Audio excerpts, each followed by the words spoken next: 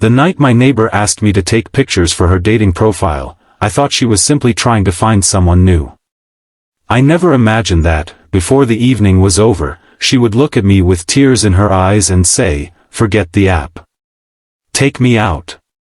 What happened after those words changed the way I understood loneliness, love, and the courage it takes to begin again. If stories about second chances, unexpected connections, and simple acts of kindness touch your heart, please take a moment to like this video, share it with someone who might need a little hope, and subscribe to Ripple of Kindness. You never know when a small story might remind someone that their best chapter may still be waiting for them. I had lived in the same apartment building for almost 4 years, and during that time, my neighbor Emma had become one of those familiar faces you notice without really knowing. She lived 2 doors away, always carried a small grocery bag in one hand, and usually smiled politely whenever we passed each other in the hallway. She was in her early 40s, though she carried herself with the quiet exhaustion of someone much older. There was something gentle about her, but also something guarded. She rarely had visitors. On weekends, while other apartments filled with laughter, music, and the smell of dinner, Emma's door usually remained closed. I knew almost nothing about her life until one rainy Saturday afternoon when she knocked on my door. She stood there holding her phone, wearing an oversized sweater and looking strangely nervous. She asked if I knew anything about taking good photographs. I laughed and told her I knew enough to make someone look better than they usually did.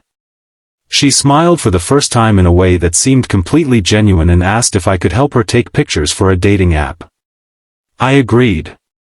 The next afternoon, we met outside the building. She had changed her sweater, fixed her hair, and even put on a little makeup. But the moment I raised my phone, she became uncomfortable. Every photograph made her look away. In one, she closed her eyes. In another, she looked painfully serious. Finally, she lowered her head and whispered that she hated every picture of herself. I told her that the problem wasn't her face. She simply wasn't smiling. She said she had forgotten how. That sentence stayed with me. We walked to a small park nearby because I thought natural light might help. The trees were beginning to change color, and fallen leaves covered the path like a golden carpet. I asked her to stop thinking about the camera and simply watch the people around us. A father was teaching his little daughter how to ride a bicycle. An elderly couple sat together on a bench, sharing a cup of coffee. 2 teenagers were laughing so loudly that everyone nearby turned to look. Emma watched them quietly. Then she told me why she was on the dating app. 3 years earlier, she had been married. Her husband had left after telling her that he no longer felt anything for her. There had been no dramatic fight, no betrayal that she could point to, just a slow disappearance of affection until one day he packed a suitcase and walked away. Emma had spent the following years convincing herself that being alone was safer than being rejected again. She had recently decided she was tired of being afraid. But creating a dating profile made everything feel real. It meant admitting that she wanted companionship. It meant admitting that somewhere inside her was still a woman who wanted someone to ask how her day had been. She looked at the photographs on my phone and sighed. Then she said something I didn't expect. She said she didn't want a stranger to choose her because of a picture. She wanted someone to choose her because of who she was. I lowered the phone. For a few seconds, neither of us spoke. Then she looked at me and asked if I thought she was wasting her time. I told her that wanting to be loved was never a waste of time. Her eyes became watery, but she smiled. We took a few more pictures.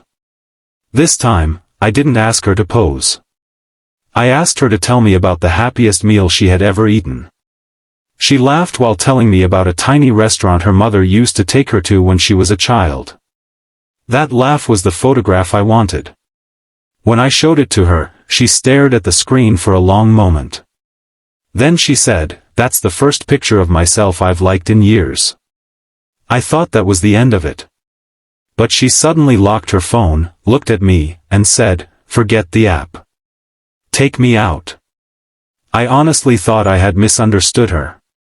She explained that she didn't mean it as some dramatic romantic proposal. She simply wanted to go somewhere with someone who already knew she wasn't pretending to be perfect. She wanted dinner.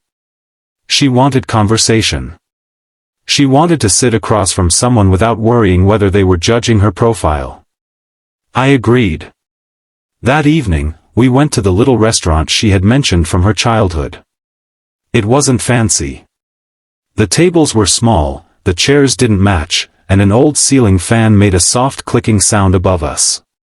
But when Emma walked inside, her entire expression changed. She told me her mother had passed away years ago, and this restaurant was one of the last places where she could still remember her voice clearly. Her mother had always told her that life rarely gave people exactly what they expected, but sometimes it gave them something better. Over dinner, we talked about everything except dating. We talked about bad jobs, childhood dreams, embarrassing school memories, favorite movies, and the strange habits people develop when they live alone.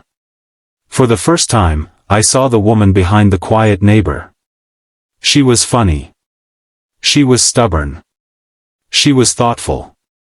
She had dreams she had stopped mentioning because nobody had asked about them in years.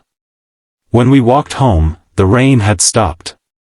The streetlights reflected on the wet pavement, and Emma walked beside me without saying much. At the entrance to our building, she stopped. She said she had expected the evening to feel awkward. Instead, she said she felt like herself again. I told her maybe she hadn't needed a dating app after all. Maybe she had only needed someone to remind her that she was still capable of being happy. She smiled and said she wasn't sure what would happen next.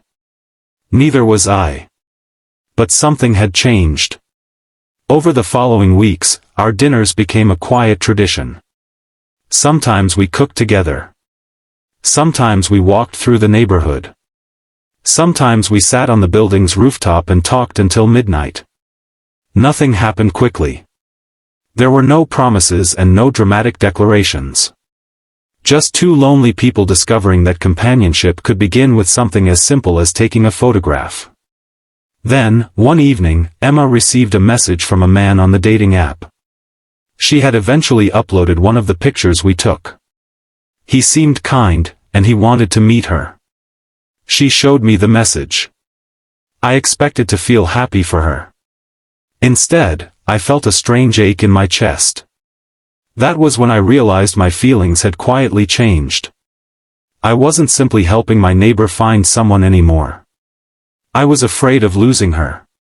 But I didn't tell her. I knew she deserved the freedom to choose her own happiness, even if that happiness didn't include me. The next day, Emma went on her date. I spent the evening alone in my apartment, staring at the photograph of her laughing in the park. I realized that sometimes love doesn't arrive like thunder. Sometimes it appears so quietly that you don't recognize it until the possibility of losing it scares you. The next morning, there was a knock on my door. It was Emma. She wasn't smiling. She stood there holding her phone, then slowly put it into her pocket. She told me the date had been perfectly pleasant. The man was nice. He had made her laugh. But halfway through dinner, she realized she was comparing every conversation to the ones she had with me. Then she looked directly into my eyes. She said she didn't know what this meant yet. But she wanted to find out. For the first time, I reached for her hand. And she didn't pull away. If this story touched something inside your heart, please like the video, share it with someone who needs to believe in second chances, and subscribe to Ripple of Kindness. Sometimes the greatest love stories don't begin with love at all. Sometimes they begin with kindness, patience, and one person helping another remember their worth. Before we end, I want to ask you something special. Comment "second chance" below if you believe it's never too late to open your heart again. Emma never deleted the dating app that day. She simply stopped searching for someone to complete her. Because she had finally learned that she wasn't incomplete. And neither was I. We didn't know whether our story would last forever. We only knew that after years of loneliness, two people had finally found the courage to take one small step toward each other. Sometimes, that is all a second chance really is. One photograph.